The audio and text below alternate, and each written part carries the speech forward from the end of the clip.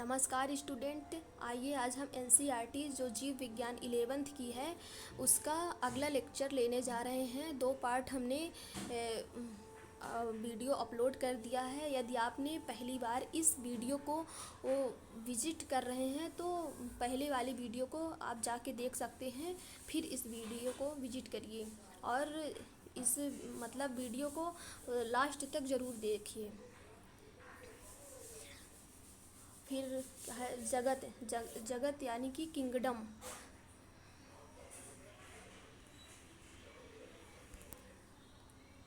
जगत यानी कि किंगडम। जंतु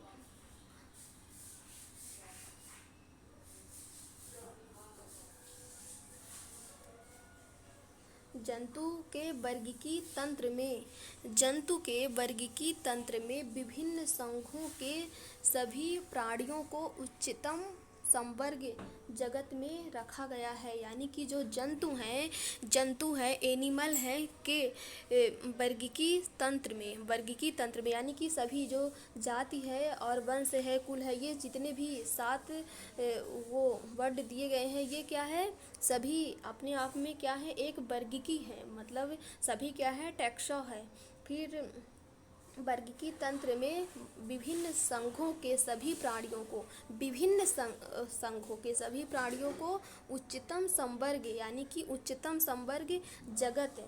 उच्चतम संवर्ग ये क्या है, सबसे ऊंचा संवर्ग है। सबसे छोटा संवर्ग कौन सा है, सबसे छोटा संवर्ग जाति है, लेकिन ये जो है सबसे ऊंचा संवर्ग है। फिर क्या है, जबकि पादप जगत में विभिन्न भाग या डिवीज़न के सभी पौधों को रखा गया है। यानी कि यह जो संघ और क्या है, ये डिवीज़न की जो बात कर रहा है, तो यहाँ पर ये इम्पोर्टेंट शब्द ये है कि जब हम जंतु का वैज्ञानिक नाम यानी साइंटिफिक नेम लिखते हैं तो क्या है, उसके संघ मतलब कि जब उसकी संघ की बात आती है तो वहाँ पर फाइलम यानी कि संघ लिखते हैं, और जब पादपों का वैज्ञानिक नाम लिखते हैं तब यहाँ पर डिवीज़न यानी कि भाग लिखते हैं। के सभी पौधों को रखा गया है, यानी कि पौधों को रखा गया है। विभिन्न संघों के सभी प्राणियों को एक अलग अलग जगत एनिमिलिया में रखा गया है। विभिन्न यानी कि जब एनिमिलिया क्या है, जगत है, उसमें बहुत सारे क्या आएंगे, बहुत सारे विभिन्न संघों के सभी प्राणियों को एक अलग अलग जगत एनिमिलिया में रखा गया है। फिर क्या है, जिससे कि उन्हें पौधों से अलग अलग किया जा सके। यानी कि एनिमिलिया जगत में क्यों रखा गया है सभी जीवों को, क्योंकि उनको पादप जगत से अलग किया जाए। यदि हम पादप को और जीव को एक ही साथ रख देंगे तो क्या होगा कि जब वर्गीकरण इसीलिए करते हैं जिससे सरलता हो। फिर क्या है, पौधों को प्लांटी जगत में रखा गया है। पौधों को किस में रखा गया है, प्लांटी जगत में, और जीवों को किस में रखा गया है, एनिमिलिया जगत में। भविष्य में हम इन 2 वर्गों को जंतु तथा पादप जगत कहेंगे। भविष्य में हम क्या कहेंगे, इन दोनों को, एक को जंतु जगत और एक को पादप जगत कहेंगे। फिर क्या है, इनमें स्पीसीज से लेकर जगत तक विभिन्न वर्ग की संवर्ग को आरोही क्रम में दिखाया गया है। यानी कि स्पीसीज यानी कि सबसे छोटा स्तर है। स्पीसीज से लेकर जगत तक विभिन्न वर्ग की संवर्ग को आरोही क्रम, विभिन्न वर्ग की संवर्ग यहाँ पर जैसे जाति हो गया, वंश हो गया, कुल हो गया, गण हो गया, और क्या है, ये वर्ग हो गया, ये सब क्या है, वर्गीकी हैं, यानी कि वर्गीकी हैं। तो क्या है, विभिन्न वर्ग की संवर्ग को क्या है, आरोही क्रम में, आरोही यानी कि बढ़ते क्रम में यानी कि छोटे स्तर से बड़े स्तर की ओर रखे हैं, आरोही क्रम में दिखाया गया है। ये संवर्ग है, ये क्या है, संवर्ग है। यद्यपि वर्गीकी विज्ञानियों ने इस पदानुक्रम में उप संवर्ग भी बताए हैं। यानी कि जो वर्गीकी वैज्ञानिक हैं, जो साइंटिस्ट हैं, तो क्या है, उप संवर्ग भी बताए हैं। यानी कि जो जैसे जाति है तो उपजाति भी होती है। और वंश है तो मतलब उपवंश भी होता है। ये क्या है, मतलब उपवर्ग भी बताए हैं। इसमें विभिन्न टैक्सा का उचित वैज्ञानिक स्थान देने में सुविधा होती है। यानी कि जो विभिन्न टैक्सा है, यदि हम किसी जीव का वैज्ञानिक नाम लिख रहे हैं तो क्या है, उसका एक स्तर देने के लिए क्या है, सरलता होती है। फिर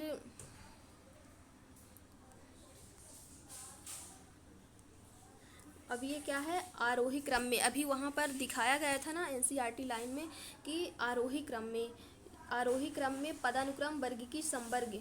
तो क्या है, पहला क्या है जाति, दूसरा क्या है वंश, और तीसरा क्या है कुल यानी कि फैमिली, और गण यानी कि ऑर्डर, और क्या है वर्ग यानी क्लास, और संघ की जब बात आती है तो जब पादपों की बात करेंगे तब वहाँ पर हम डिवीज़न यानी कि भाग देखेंगे।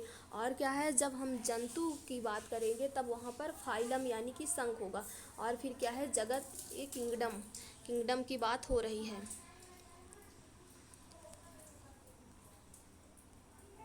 क्या है, चित्र 1.1 में जो हमने अभी पिछले स्लाइड में देखा, चित्र 1.1 में पदानुक्रम को देखो। क्या आप इस व्यवस्था के आधार पर स्मरण कर सकते हैं? हाँ, कर सकते हैं, क्योंकि यदि हम किसी जीव का जब हम वैज्ञानिक यानी साइंटिफिक नेम लिखेंगे तब हम इसी क्रम में यानी कि पहले उसकी जाति लिखेंगे, और जाति से पहले उसका वंश लिखेंगे, कुल, मतलब कि ऐसे ही नीचे से ये जो है, नीचे स्तर से ऊपर की स्तर की ओर हम उनका नाम देते जाएंगे। फिर क्या है, उदाहरण के लिए जैसे जैसे हम स्पीसीज से जगत की ओर ऊपर जाते हैं वैसे ही समान गुणों में कमी आती जाती है। ये बहुत इम्पोर्टेंट लाइन है। यहाँ पर ये एनसीईआरटी से क्वेश्चन बन जाता है कि जब हम जाति से जगत की ओर जाते हैं तो क्या होता है, निम्न बिंदुओं को ध्यान में रखते हुए। तो पहला क्या होगा, उसमें दे देगा पॉइंट में कि गुणों में कमी आती जाती है, कि गुणों में वृद्धि होती जाती है। तीसरा पॉइंट बना के दे देगा कि ये दोनों होंगे, और चौथा पॉइंट बना के दे देगा इनमें से कोई नहीं। तो पहला पॉइंट क्या होगा, इन यानी कि समान गुणों में कमी आती जाती है। फिर क्या है, सबसे नीचे जो टैक्सा होगा, सबसे नीचे टैक्सा की बात किसकी कर रहा है, यानी कि स्पीसीज की बात कर रहा है। उसके सदस्यों में सबसे अधिक समान गुण होंगे, यानी कि उसके सदस्यों में सबसे समान गुण होंगे। जैसे जैसे उच्चतर संवर्ग की ओर जाते हैं, जैसे जैसे क्या है उच्चतर संवर्ग की ओर जाते हैं, यानी कि जाति से जगत की ओर, तो उसी स्तर पर अन्य टैक्सा के संबंध निर्धारित करने अधिक कठिन हो जाते हैं। यानी कि जब हम स्पीसीज की बात करते हैं, जाति की बात करते हैं, तो उसमें तो हम अच्छे से क्या है कि सरलता से हम उसका नामकरण कर देते हैं।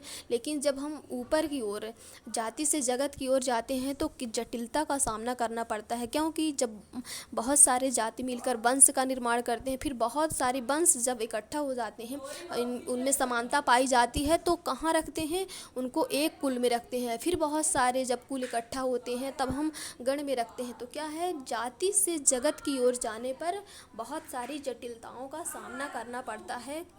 ये कौन कह रहा है, वैज्ञानिक बोल रहे हैं, और खुद एनसीईआरटी की लाइन है ये। फिर क्या है, इसलिए वर्गीकरण की समस्या और भी जटिल हो जाती है। यानी कि इसीलिए वर्गीकरण की समस्या क्या है, जटिल हो जाती है। तालिका 1.1 में कुछ सामान्य जीवों जैसे घरेलू मक्खी, मानव, आम और गेहूं के विभिन्न वर्ग की संवर्ग को दिखाया गया है।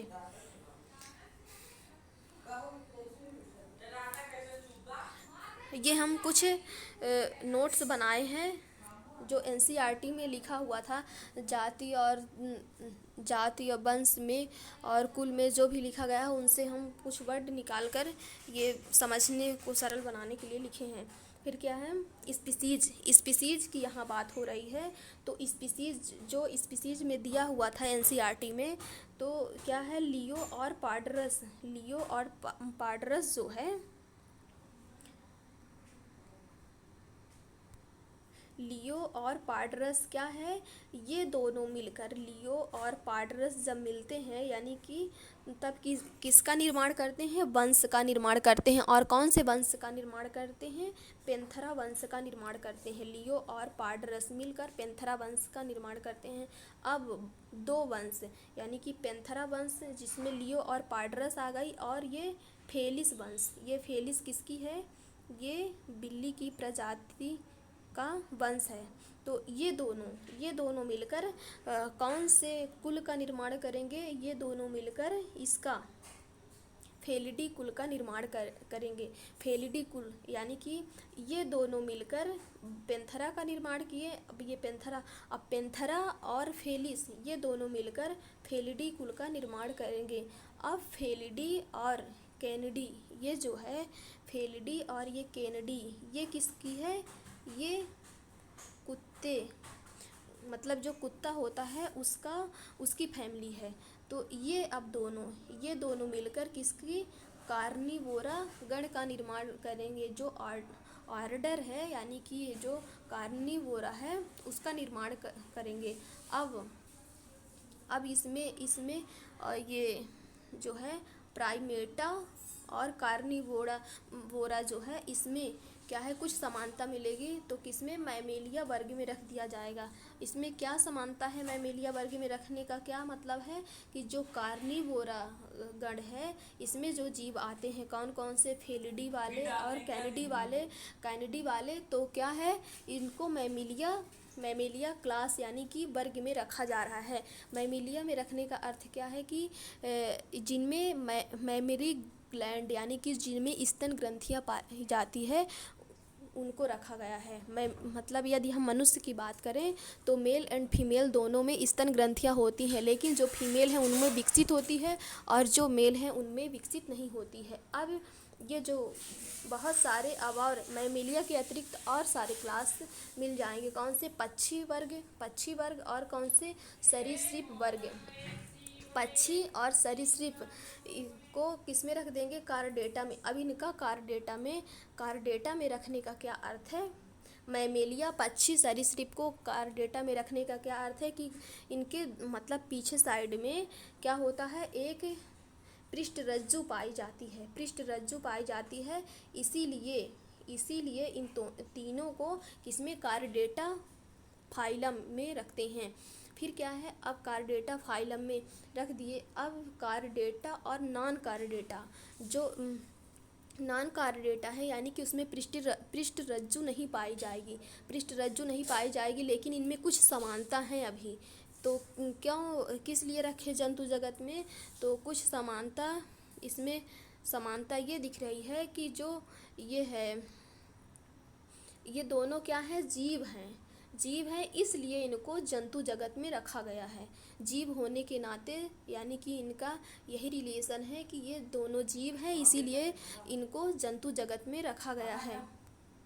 फिर क्या है, यहाँ हम एग्जाम्पल के लिए एक जीव लिए हैं यानी कि कुछ रेड फॉक्स यानी कि लाल लोमड़ी लिए हैं, जिसका साइंटिफिक नेम क्या है, वेल्पस यानी कि इसका साइंटिफिक नेम क्या है, वेल्पस। ये क्या है, रेड लोमड़ी है। फिर क्या है, इसका साइंटिफिक नेम ये हो गया वेल्पस। और यदि इसमें ये नाम दे दिया गया और इसमें बोले कि इसमें वंश नाम कौन है और जाति नाम कौन है, तो हम इसको पहचानने का तरीका ये है कि जो वंश है उसका पहला लेटर क्या होता है, कैपिटल में होता है, और जो जाति है उसका पहला लेटर स्मॉल में होता है। फिर क्या है, इसका वेल्पस क्या हो गया, साइंटिफिक नेम हो गया, और इसका जीनस क्या हो गया, वेल्पस हो गया। फैमिली यानी कैनिडी फैमिली में आता है, यानी कि कैनिडी फैमिली की बात करें तो कैनिडी में तो कुत्ता भी आता था। जैसे यदि हम कुत्ते और लोमड़ी को साथ में खड़ा कर दें तो दोनों में समानता दिखती है, लेकिन वंश के अकॉर्डिंग देखें तो क्या है, असमानता है, थोड़ा माइनर डिफरेंस है। फिर क्या है, कार्निवोरा गण में रखा गया है, मैमेलिया वर्ग में रखा गया है, मैमेलिया वर्ग में, क्योंकि इनमें भी स्तन ग्रंथियां पाई जाती हैं। फिर क्या है, फाइलम किसमें, कार्डेटा, यानी कि इसके भी पीछे क्या है, पृष्ठरज्जु पाई जाती है। फिर क्या है किंगडम, किंगडम यानी कि जाति की बात करें तो एनिमल में रखा, एनिमिलिया में रखा गया है। और क्या है डोमेन की बात करें तो यूकैरिया डोमेन, यूकैरिया डोमेन में रखा गया है। अब यहाँ पर हम एनसीईआरटी का जो ये चार्ट है उसको समझाएंगे कि जो पिछले उसमें दिया था स्लाइड में कि तालिका 1.1 में वर्ग की संवर्ग को समझाने के लिए क्या है चार नाम लिए गए थे। कौन कौन से?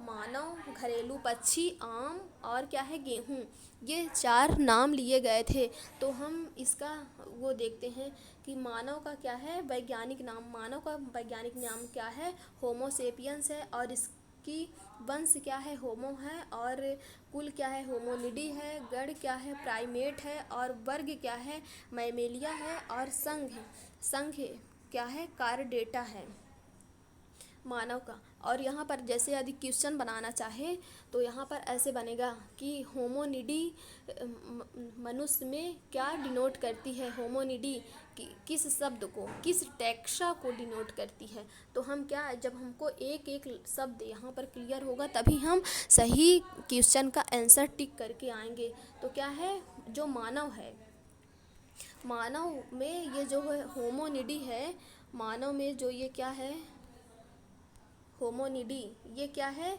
कुल को डिनोट कर रही है यानी कि फैमिली को डिनोट कर रही है। ऐसे यहाँ पर हम 7-8 क्वेश्चन इस लाइन से हम बना सकते हैं। कैसे कैसे? जैसे मानव में क्या है सेपियंस, क्या है सेपियंस मानव में किस वर्ड को डिनोट करती है, किस टैक्सा को डिनोट करती है। तो इसमें क्या है सेपियंस है, इसमें मतलब सेपियंस जाति टैक्सा को डिनोट करती है, और होमो वंश को डिनोट करता है, होमोनिडी कुल को डिनोट करता है, और ये प्राइमेट गण को डिनोट करता है। और इसमें ऐसे भी क्वेश्चन बना सकता है, ये जो 7 वर्ड दिए गए हैं, होमो हो गया, सेपियंस हो गए, ये होमोनिडी हो गई, ये मतलब जो भी वर्ड हैं तो इसको दे देगा और बोलेगा सीक्वेंस वाइज, यानी कि नीचे स्तर से ऊपर के स्तर की ओर आप मतलब कि सीरीज बाय सीरीज इसको एक्यूरेट कीजिए। तो जब आपको पूरा ये क्लियर रहेगा कि जात के बाद कौन सा आएगा, फिर वंश आएगा, फिर कुल आएगा, ऐसे हम बना सकते हैं। फिर और ऐसे भी यदि रिक्त स्थान में यानी कि फिल इन द ब्लैंक्स में पूछेगा तो ऐसे पूछ सकता है, ये सब दे देगा और बीच में कोई पॉइंट छोड़ देगा और बोलेगा यहाँ पर क्या आता है, ऐसे करके क्वेश्चन यहाँ पर बनाएगा। फिर क्या है घरेलू मक्खी। अब घरेलू मक्खी की बात आती है तो क्या है मस्का डोमेस्टिका, उसका वैज्ञानिक नाम क्या है मस्का डोमेस्टिका, और क्या है उसका मस्का वंश है म्यूसिडी। ऐसे ही क्वेश्चन जैसे हम ऊपर वाले लाइन में बताए हैं ऐसे क्वेश्चन ये चारों पॉइंट में बना सकता है, यानी कि मानव में, घरेलू मक्खी में, आम में और क्या है गेहूं में, इन चारों में इसी तरह के क्वेश्चन बना सकता है। फिर क्या है डिप्टेरा गण की है, और क्या है इंसेक्टा इसका वर्ग है, यानी कि इंसेक्टा की बात करें तो इंसेक्टा वर्ग में कौन से जीव आते हैं, कीट वर्ग आते हैं। अब कीट वर्ग को कैसे आप पहचानेंगे, यदि आपके पास क्या है मान लीजिए कोई जीव है और उसके 3 जोड़ी पैर हैं तो आप उसको कीट वर्ग में रखेंगे, यानी 2 जोड़ी से अधिक पैर पाए जाएंगे, क्या है 3 जोड़ी इसमें पाया जाता है तो ये क्या है कीट वर्ग में रखा गया है। और इसको किस संघ में रखा गया है तो आर्थ्रोपोडा में क्या मतलब आर्थ्रोपोडा संघ। और यहाँ पर इन दोनों के लिए ये जो है कार्डेटा और आर्थ्रोपोडा ये क्या है दोनों जीव हैं, तो इनके लिए क्या है ये संघ यूज किया जाएगा, संघ यूज किया जाएगा कि मतलब। और क्या है जो आम है और ये है गेहूं, तो इन दोनों के लिए एंजियोस्पर्म और जिम्नोस्पर्म के लिए ये भाग यूज किया जाएगा।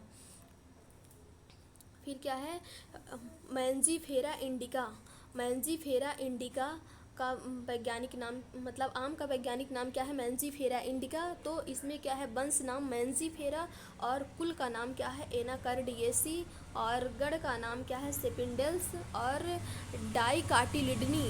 डाइकाटिलिडनी का अर्थ यदि आप ये डाइकाटिलिडनी का अर्थ नहीं समझ रहे हैं तो यहाँ पर ये डाइकाटिलिडनी का अर्थ ये है कि यानी कि द्विबीजपत्री।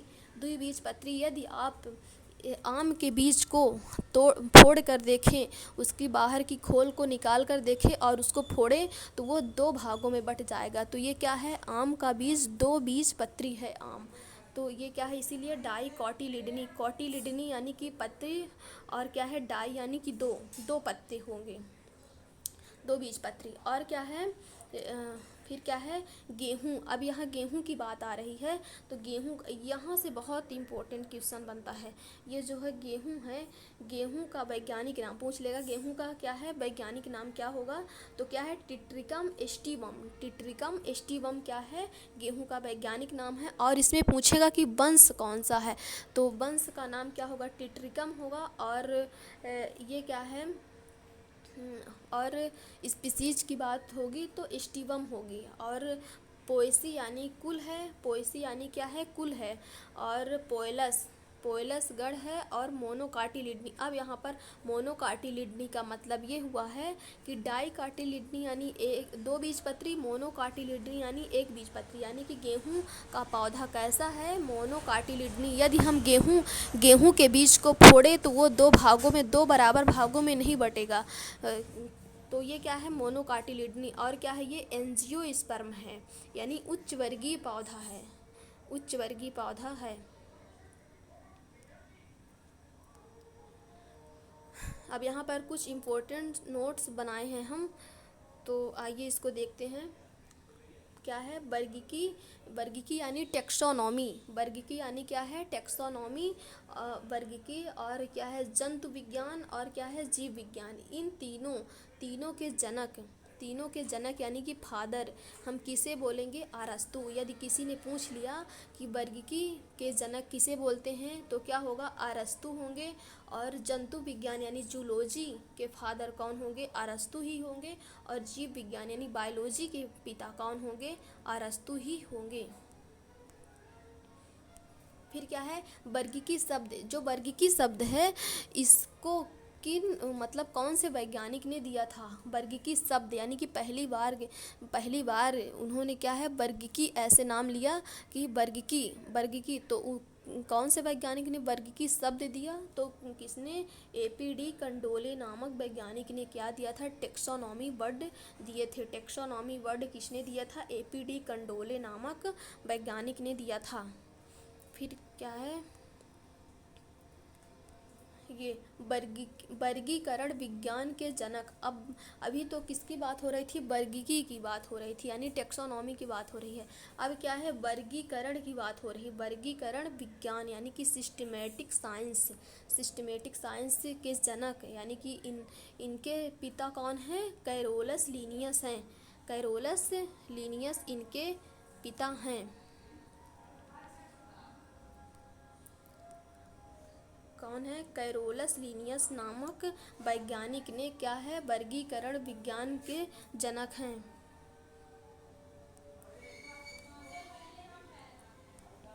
अब यहाँ पर वर्गीकी हम किस आधार पर करते हैं? यदि कोई बोला कि आप वर्गीकी करिए तो आप क्या करेंगे? किसी जीव का क्या करना है? तो यदि हम वर्गीकी करेंगे तो क्या किन किन बातों को ध्यान में रखेंगे? तो पहला क्या है? हम पहचान करेंगे, किसी भी जीव को आगे हम पहचानेंगे। फिर क्या है? उसको नाम देंगे। और फिर नाम देने के बाद हम क्या करेंगे? उसका वर्गीकरण यानी क्लासिफिकेशन करेंगे।